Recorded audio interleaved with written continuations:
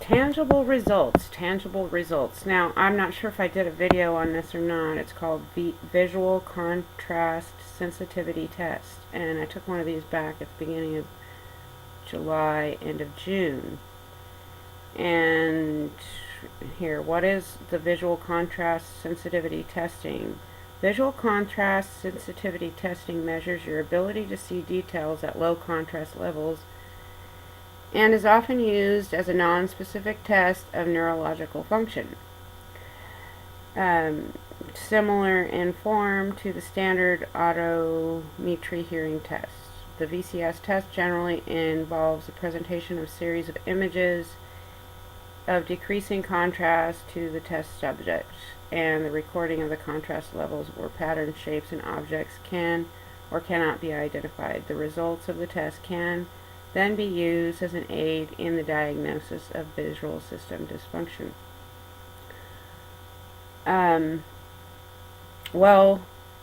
This is my tangible results. I have improved in 5 months. Of my test was very, very telling the first time. I think I got, I can't remember, a really low score, which is indicative of, neurological problems.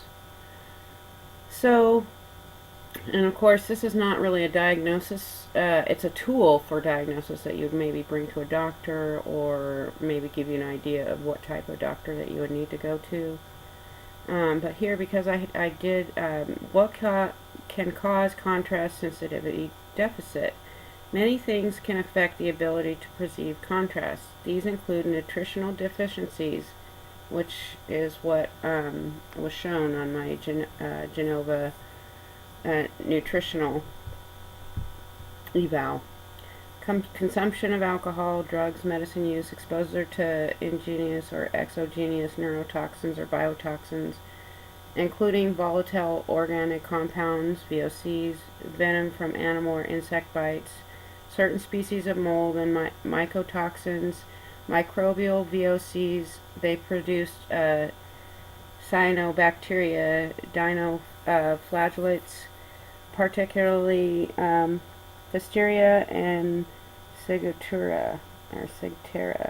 Parasites, heavy metals like mercury and lead, and the pathogens responsible for Lyme disease and its common co-infections. I'm not going to bring up my results just because I don't really want to at this point, but I just thought I'd give this resource out there if anybody else is, interested. I really think it's a tangible result that I can actually bring back to my doctor and my functional medicine doctor and show him that I am improving. And so this is also something that I guess the mold doctor has one similar. I don't know anything about that, but why is VCS testing diagnostic? VCS testing by itself is generally not diagnostic for any specific condition, including either mold or neurotoxin exposure, but a positive result may suggest the existence of a health and life-affecting subclinical process. If your results are positive, you could have a number of different conditions and could see your healthcare provider. Now, my tests are still positive, don't get me wrong, but they've markedly improved, and it's just nice and awesome to have a tangible result that I can, sometimes we don't actually see ourselves improving. Anyway, thanks for watching. Have a great day. It's VCSTest.com.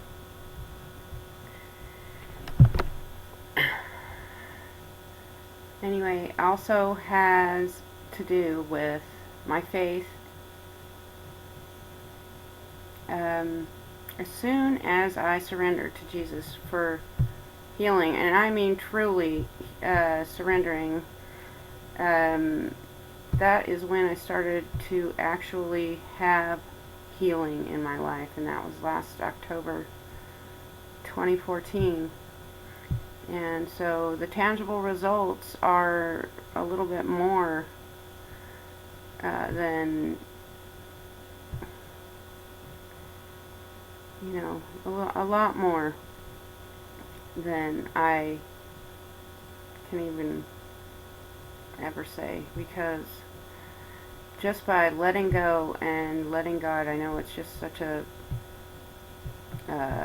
what do you call it, cliche, but as soon as I did that, the healing came, and I can't not say that. Okay, I just can't. I can't be healed without Him. And here's Mark 10:52. Go, said Jesus, your faith has healed you. Immediately he received his sight and followed Jesus along the road. Mine is a process, but you know what? I take the process any day. Praise God. And I hope that everyone finds healing and strength and love. Stay in the Word.